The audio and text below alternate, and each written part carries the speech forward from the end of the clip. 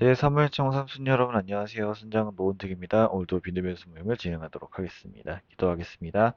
주님 감사합니다. 사랑과 은혜가 충만하신 하나님의 은혜로 오늘도 이렇게 비대면서 모임을 진행합니다. 하나님의 많은 은혜를 통해서 우리가 다시 한번 더 성장할 수 있는 시간이 될 수 있도록 도와주셨고, 바울의 2차 전도 여행과 3차 전도 여행을 통해서 우리가 많은 배움의 시간이 있기를 소망합니다. 감사드리며 예수님의 이름으로 기도드립니다. 아멘. 자, 오랜만에 제가 영상을 또 찍는 것 같습니다. 보통 지난번에 세 편을 한 번에 찍었는데 오늘은 두 편을 또 찍게 될 것 같아요. 왜냐면 제가 미리미리 좀 해두려고 해요. 왜냐면 미리 좀 해놔야지 여러분들에게도 이제 공석이 이제 생기지도 않고 공백이 생기지도 않으니까 여러분들에게 오히려 좋은 것 같아서 미리미리 좀 시간이 됐을 때 좀 찍어 놓으려고 하고 있습니다. 그래서 바로 시작을 해보도록 할게요. 오늘은 05가 있고요. 바울의 2차 전도 여행 고린도에 대해서 진행을 합니다. 본문은 사도행전 18장 1절에서 22절입니다. 오늘도 번역 세 번역으로 제가 갖고 왔습니다.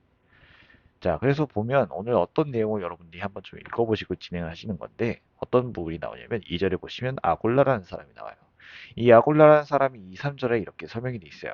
아골라는 글라우디오 황제가 모든 유대 사람들에게 로마를 떠나라는 칙령을 내렸기 때문에 얼마 전 그의 아내 브리스길라와 함께 이탈리아에서 온 사람이다라고 돼 있어요. 이게 무엇을 뜻하는 거냐면 글라우디오 황제가 이제 네, 유대인들을 이제 좀 나가라는 정책을 이제 진행했어요. 이게 명확하게 이제 있었는데 기억이 안 나요, 솔직히 말해서. 그 부분에 대해서 이제 진행을 하고요. 그래서 이제 아테네로 갔는데, 아니 고린도라는 지역으로 갔는데 그 고린도의 지역에서 바울을 만나게 됐다는 거예요. 근데 이 사람들은 생업이 같았대요. 근데 여기서 생업은 무엇이냐면 천막을 만드는 일, 흔히 말하는 텐트 메이커라고 합니다. 텐트 메이커였는데 아내와 같이 이제 있었다라는 겁니다. 그래서 바울은 이들과 같이 생활을 했다라는 거예요. 바울은 안식일마다 회당에서 토론을 벌이고 유대 사람과 그리스 사람을 설득하려고 했다고 합니다. 그리고 어떤 때에는 이제 거기서 추가 동역자가 또 생깁니다. 신라와 디모데가 마게도니아에서 내려온 뒤로 바울은 오직 말씀을 전하는 일에 힘을 썼고요. 예수가 그리스도이심을 유대 사람들에게 밝혀 증언하는 사람이 되었다라고 합니다. 그런데 늘 어딜 가나 제일 문제가 되는 사람들이에요. 바로 유대 사람들이 반대하고 비방하기 시작을 하는데 그의 옷에서 먼지를 떨고 살아라는 것은 무엇이냐면 정말 정내미가 떨어졌다. 을 나타낸다는 거예요. 그래서 여러분이 멸망을 받으면 그것은 오로지 여러분의 책임이 나의 잘못은 아닙니다.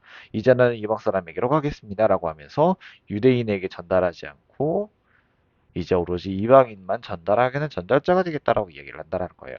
왜 유대인을 전달하지 않겠다는 것은 유대인은 더 이상 나의 소관이 아니다라고 이야기를 한다는 거예요.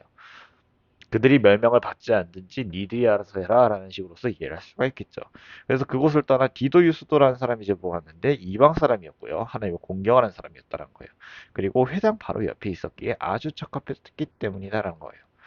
회당장인 그리스보는 고의 온 집안 식구와 함께 주님을 믿는 신자가 되었고 고린도 사람 가운데서도 많은 사람이 바울의 말을 듣고 세례를 받았다고 합니다. 그런데 그날 밤에 어느 날이군요. 어느 날에 환상 가운데서 주님께서 말씀하셨어요. 둘이 무서워하지 말아라. 잠자코 있지 말고 끊임없이 말하여라. 내가 너와 함께 있으니 아무도 너에게 손대어 해하지 못할 것이다. 이 도시에는 나의 백성이 많다. 바울은 이들 가운데서 하나님의 말씀을 가르치면서 1년 6개월 동안에 머물러 있었다라고 합니다.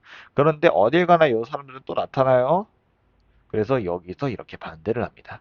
심지어 총독은 이거에 대해서 이렇게 말을 하는데 니들 알아서 하세요 라고 이야기를 한다는 거예요.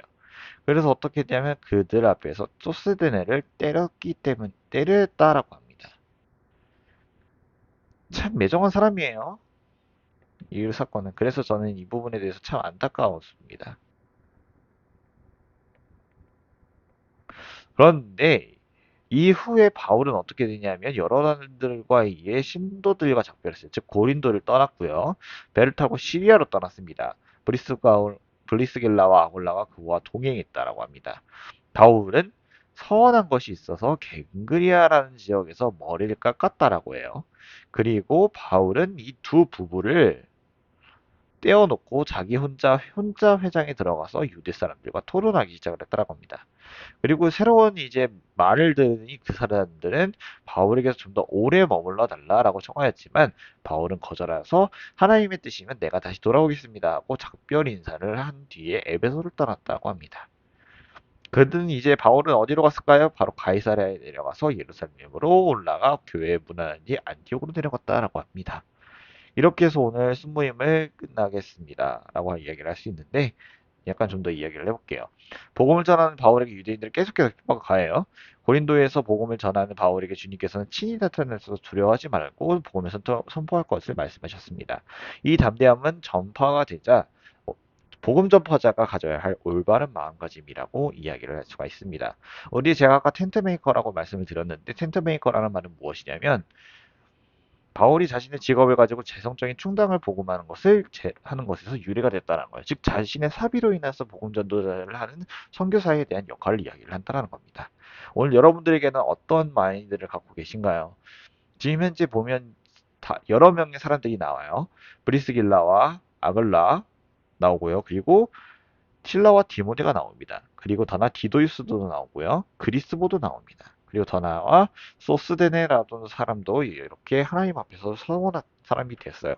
이렇게 수많은 전도자들이 나오고 수많은 핍박을 받는 상황이 생겼다라고 이야기를 말씀드릴 수가 있어요. 여러분, 복음을 전할 때에는 언제든지 우리는 핍박을 받게 됩니다. 우리는 핍박을 안 받을 수가 없어요. 왜? 그리스도인이라는 명목하에. 그리스도인한 이유 단 하나만으로. 제가 아마 이전에 말씀드렸을 거예요. 그리스도인은 절대 행복할 수가 없어요. 왠 줄 아세요? 하나님을 믿는다는 것은 세상에서의 전쟁이 적이 된다는 거예요. 우리 그리스도인들은 세상과 싸워야 해요. 세상과 싸워야 하는 역할을 할 수밖에 없는 거예요. 우리의 입장은 막 이렇게 싸울 수밖에 없는 역할이 될 수밖에 없다라는 거예요. 오늘 여러분들에게는 그에 대한 복음이 있으시길 바랄게요. 여러분들에게 가장 중요한 것은 바로 복음 전포자의 그 마인드가 있으시길 소망합니다. 여러분 지금 아마 지금 현재 날짜를 보시면 오늘이 31일이죠. 29일 날 굉장히 안타까운 사건이 있었어요. 그 사건이 무엇이었냐면 바로 네, 여러분들은 아시겠지만 그 사건이 좀, 네, 이태원에 이제 참사 사건이 있었는데, 전 솔직히 말해서 이 사건이 너무나도 안타까웠어요. 한창 젊은 나이에 노는 거 좋아요. 놀기 위해서 하는 거 있었는데, 최소한의 안전할 수 있는 그런 유의사항만 있었더라면 좀 달라지지 않았을까. 만약 그들이 복음을 안고 죽음을 맞이했다면 얼마나, 참, 그나마 그리스도인으로서의 얼마나 감사했을까. 그게 너무나도 저는 안타깝습니다. 여러분들에게 있어서도 그런 안타까움이 있으시길 바랄게요. 그들을 위해서 고인들의 명복을 비는 것은 당연하지만 우리에게 있어서도 온전히 하나님을 위해서 순종하는 우리 삼순선들이 되시기를 바라겠습니다. 감사합니다. 기도하겠습니다. 주님 감사합니다. 29일에 일어난 이태원 참사 사건이 있었습니다. 참 안타까운 사건이었습니다. 주님, 그들에게 있어서 하나님의 위로하심이 있길 바라며 하나님의 동행하심이 있기를 소망합니다. 주님, 우리에게 있어서도 동행하심이 정말 간절히 필요함을 다시 한번 느낍니다. 바울은 수많은 핍박을 당하고 수많은 죽음 가운데 있었지만 그럼에도 불구하고 복음을 전하게 했다는 그 목적과 같이 그 뜻을 행하는 동역자가 있었기에 가능한 일이라고 저는 생각합니다. 그들과 같은 우리에게도 동역자를 주시었고 그와 같이 우리에게도 하나님과의 동행하심이 일어나길 소망합니다. 감사 주님과 함께 늘 동행할 수 있다는 것을 우리 삼순수런들이 느낄 수 있도록 하셨고 감사드리며 이 모든 말씀 예수님의 이름으로 기도드립니다. 아멘.